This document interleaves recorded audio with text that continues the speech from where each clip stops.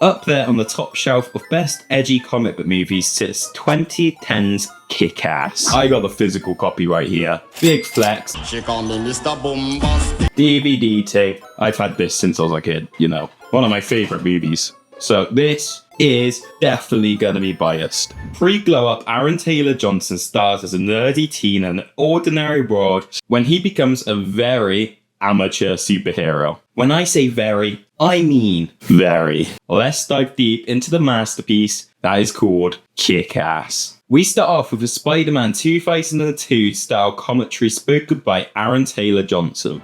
At some point in our lives, we all want to be a superhero. We see what appears to be a superhero wearing a red wingsuit standing at the top of a skyscraper. The hero wannabe jumps and let's just say it doesn't end very well. Cue Stand Up by The Prodigy, one of my favourite bands growing up. Now we see Dave Lazuski walk into his first class of the day, being joined by his two friends who outside of the movie are two very big movie stars. Evan Peters, who plays Dave's best friend Todd Haynes, and Clark Duke, who plays Dave's other friend Marty Ainsbury. Clark Duke gets a bigger role in Kick-Ass too. Why are you dressed like Kickass? Whereas Evan Peters is recasted due to scheduling conflicts with American Horror Story. You know, that was like kicking off big time back then. You're all I have! Dave is caught lacking when he thinks his lifetime crush, Katie, played by Lindsay Fonseca, we'll go with that, Idiot. is talking to him, when really she's talking to a friend behind Dave. Couldn't be me. I'm joking, that could be me. This just goes to show that Dave is one of your stereotypical comic book nerds, just being completely aired by his crush. You know how these things work. Dave has no powers, and his hero arc, if you can really call it that, begins when his mum suddenly passes away whilst eating a delicious bowl of honey puffs at the breakfast table. You like jazz? Very awful. Rest in peace, Dave's mum. It's safe to say there's no avenging a dead family member in this movie. With great power comes great responsibility. Dave and his friends sit in a comic book store talking about why nobody has ever tried to be a superhero before.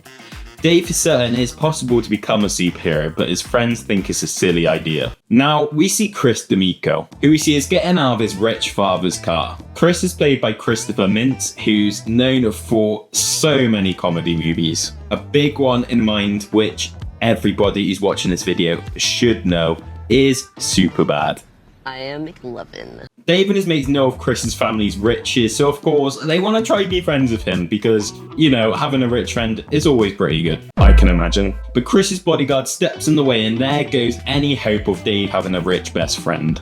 Fast forward to their walk home, the boys get mugged, and Dave notices somebody watching out the window who doesn't do anything at all, which starts making some clogs turn in Dave's head because he's not too happy with that situation. Back at Dave's home in New York, we see him surfing the web looking at scuba suits. I think, yeah, he hit buy on a $99 scuba suit. So I think it's safe to say he's pushing forward with the idea of becoming a superhero. Scene changes to a warehouse where we get our first look at mob boss Frank D'Amico, played by Mark Strong, who once again is a movie superstar. We see one of Frank's henchmen, Big Joe, gripping a man's pinky finger with a tool, questioning him about a supposedly Batman lookalike. We all know who that is. With a pinky finger on the floor, Frank leaves and enters a car with his son, who he met a couple minutes ago in the comic book store, Chris. Things are starting to add up now. We now see Dave trying on his superhero suit for the first time, and he is very gassed. Meanwhile, we're introduced to Mindy McCreed, played by a young Chloe Grace Moretz. Can I just say, if any of my pronunciations are off for any names, just, you know what, just slaughter me in the comments.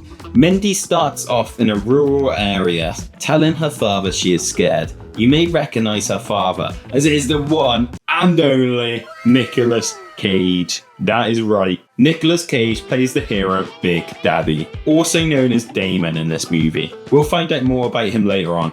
We'll find out some more about him later on. Damon goes on to test Mindy on her gun knowledge, which she absolutely smashes it out the park for a girl her age. Suddenly, Damon shoots Mindy with a pretty powerful gun. Mindy reveals she's wearing a bulletproof vest, and it was just an experiment. Bro, what a wonderful game for a kid.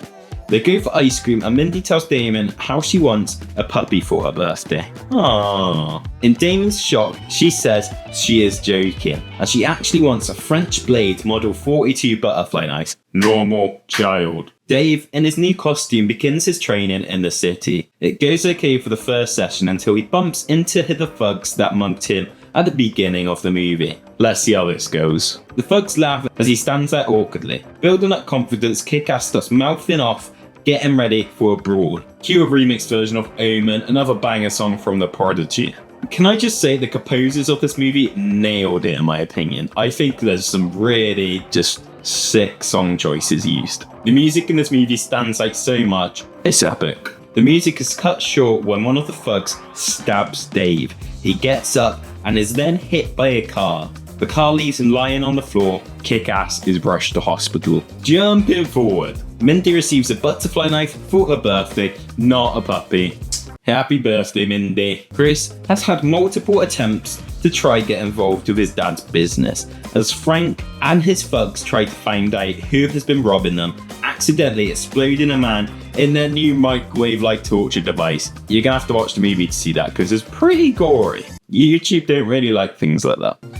We see Dave's ex-ray in hospital and a lot of his bones are replaced with metal, and he now has no feeling in 85% of his body. Sounds a little bit familiar. Dave returns to school where his friends mess with him, and his crush Katie notices him for once. Bruh, that's what it takes getting hit by a car and getting stabbed. Katie invites him out for comic books and a white chocolate mocha latte. Dave finds out that there's a rumour going around that Dave is gay. That explains why Katie is inviting him for a coffee. Kickass finds his first mission as he struggles to save a cat. He ends up in a brawl outside his local dip and sip donut shop. He tells the kid to call 911 and the kid alerts everyone in the coffee shop, and of course they whip out their phones. Bruh, this is like 2010 and people are still whipping out their phones. Due to Kickass's lack of feeling, he is able to put up a good fight. With more music from The Prodigy, the thugs flee as Dave won't give up,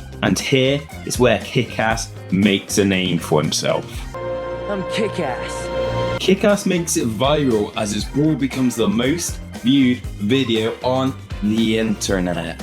Mindy and Damon see the video and mock his name. I mean, Big Daddy, can he really mock Kickass's name? The D'Amico family also see the video and Frank says how stupid it is. Katie takes Dave for a coffee and Katie opens up to Dave about some of her problems and also reveals to Dave that she is happy to have a gay friend. Dave plays along with this. After the coffee, he heads up to the apartment block where the guy Katie was having problems with lives. The guy at the door lets Dave into the apartment as he looks for Katie's ex, Razul. Razul's goons hold Kickass as Razul grabs a knife. Suddenly we see a blade slice through Razul and out comes Mindy, aka Hit Girl. Hit Girl shows off her incredible fighting skills as she floats like a butterfly and stings like a bee. You like jazz? She takes out everyone with ease. Hit Girl and Kickass meet for the first time as Hit Girl mocks his taser. Big Daddy saves Mindy by sniping the guy charging behind her,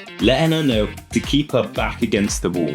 Finally, Big Daddy's given some real parenting advice. Dave returns home after being saved by Hit Girl and Big Daddy, feeling bummed as he had to be saved by other heroes. Frank D'Amico sees a video of Kickass taking out his men and expresses that he wants Kickass's head on a stick. Kickass has his first arch enemy. Dave wakes up to Big Daddy and Hit Girl standing in his bedroom. You know what this is?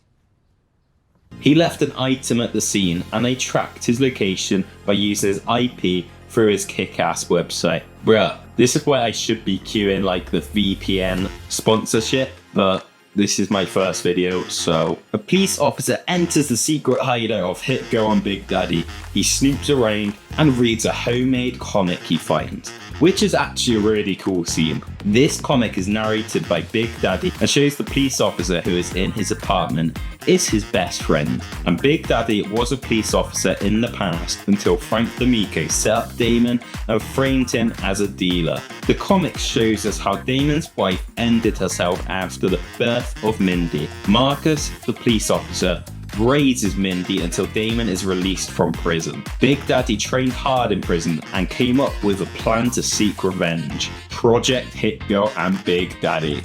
Marcus, played by Amari Hardwick, tells Damon how he misses him and Mindy and that this life is not for Mindy, which, to be honest, totally agree with. I mean, she wanted the butterfly for her birthday, not a puppy. Frank spots a supposedly kick-ass on the street. He jumps him and ends up shooting him. But the kick-ass turns out to be an innocent bystander. Someone who was just dressing up as kick-ass for a party. Frank is seen going off the rails as he loses his head over his thugs not being there to find kick-ass. Chris overhears and tells his dad about an idea he has. He hands him a list of everything he needs to become his own superhero. That's super bad, bro. Frank chucks one of his own kingpins under the bus as they make it out to seem like Chris / his new superhero persona, Red Mist, took him down. Back home, Kickass receives an email from Red Mist asking to meet up. The two meet up and straight off the bat you can see the Red Mist has no training or powers, as we already know, obviously. Red Mist asks Kickass if he wants to be his sidekick. Bruh, that's a bit of a kick in the teeth. Red Mist shows Kickass his custom Mustang GT in this iconic scene where they dance to Gnarls Barkley, Crazy. I think you're crazy. Red Mist sets up the trap to drive Kickass to D'Amico's warehouse to deliver him to his dad, Frank. Arriving at the warehouse, we see the warehouse is on fire. Chris runs in, obviously thinking his dad could be in the fire. Kickass runs in trying to find Red Mist, and Chris grabs a teddy bear off a shelf which contains a secret camera. I think we're about to find out who caused the fire. Red Mist and Kickass exit the building together, achieving nothing. We then see Chris and Frank watch through the hidden footage from the teddy bear and see footage of Big Daddy taking out all of his men and setting fire to the warehouse. Kickass is no longer target number one. Frank locks down the tower until they find Big Daddy. The hunt is on. Over at Damon's house, Marcus has warned him that Frank is onto him and he needs to be careful. Damon tells Mindy it's time. It's time for Frank D'Amico to go bye-bye. They have been training for this moment for years. Damon's plan he created in prison is about to take place. Dave decides to visit Katie to reveal he is Kickass. Dave climbs through her window in his scuba suit and gets sprayed in the face, bro. He tells Katie he is Kickass and he is not gay. As you can imagine, Katie freaks. She forgives Dave and the two end up kissing. Fair play, fella, you got the girl. Mindy and Damon are planning something big as they spend $300,000 on something for the mission online. All we know is that it looks cool. Distracted by Katie, Dave hasn't been in costume as Kickass for over a week. He finds out Red Mist has been spam calling him. Kickass meets Red Mist and they both talk in his car. Red Mist tells a lie and says to Kickass they have a price on their heads as the warehouse has been pinned on them. Red Mist asks if the other heroes could help them. Big Daddy sends Kickass a location to meet up as Kickass is oblivious to the fact that this is a trap. Some tense music starts playing as D'Amico thugs follow Red Mist behind to the meeting point. Big Daddy gets suited up as Kickass and Red Mist arrive at their safe house B. Red Mist walks in and suddenly shoots Hit Girl. Frank's thugs charge in and grab Big Daddy and Kickass. One of the thugs takes a bazooka from the cabinet. Bruh. I mean, you've got to take the bazooka. Big Daddy and Kickass are taken hostage and Hit Girl is left for dead. A news broadcast is showing everywhere, with a live stream starting rumoured to be a Kickass face reveal. The stream starts and we see Kickass with Big Daddy tied to chairs with one of Frank's thugs talking to the camera. They are showing the whole world why being a hero is a bad idea. As they continue to beat the two heroes with weapons, the stream cuts off due to the stress in nature. Everybody rushes to computers to watch the stream online. The thug continues to torture the two for an unsettling amount of time. They start to pour gasoline over the two. As the thug is about to light the fire, he is shot in the head. All the lights go out. Now, this scene is sick. Honestly, it's probably one of my favorite comic book hero scenes in any superhero movie. Not top. I don't actually know what's top. I can't give you that right now, but it's up there. All the lights go out and we see a pair of night vision goggles light up. We are in the POV of Mindy, aka Hit Girl. Mindy plus night vision goggles, you know something cool is about to go down. Big Daddy is set alight, and we see some brilliant acting from Nicolas Cage in this scene. Mindy uses a rapid flashlight as a distraction in the scene, which creates a really cool cinematic moment with Big Daddy screaming in pain and Mindy taking out the thugs and the live stream. Frank and Chris look at each other in disbelief. We see the final moments of Big Daddy as he tells Mindy he is proud of her. Damon passes away in the arms of Mindy. Mindy drives Dave out in Red Mist's car. You heard that right. Mindy drives Dave. Make it make sense, bruh. Mindy blames her dad's death on Kickass. Back at the safe house, Dave washes the blood from his face as Mindy prepares an armory of weapons to take with her on only what we can assume is going to be a revenge on Frank D'Amico. Dave agrees to go with Mindy. He picks their new $300,000 item they ordered from online. What is this gonna be? We cut over to D'Amico's tower. We see Mindy at the front door dressed as an innocent schoolgirl. Again, this is another pretty sick scene. She is pretending to cry as she fools the doorman and sticks a suppressed gun right in his mouth, taking out all of the thugs in the lobby with ease. Mindy continues to take out Frank's men as she gets closer and closer to his office. Hit Girl runs out of ammo, but of course manages to make do. Chris and Frank hide in the office as one of the henchmen enters to grab the bazooka. He loves that bazooka. You heard it, they need a bazooka to take down a little girl. Innocent Mindy. Everyone lowers their weapons as jets can be heard. Kickass raises up to the window wearing a jetpack with guns. Hovering in the air, Kickass guns down the henchman in a cool slow motion scene.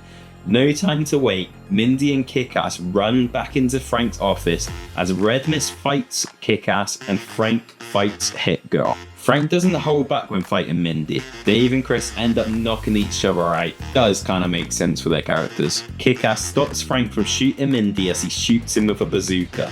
The rocket launches Frank to his death. RIP Frank D'Amico. The Red Mist wakes up defeated and sees Kickass flying away on his jetpack. We might just see Red Mist return in Kickass 2. Possibly as a different persona. Leave a like if you want Kickass 2 recap.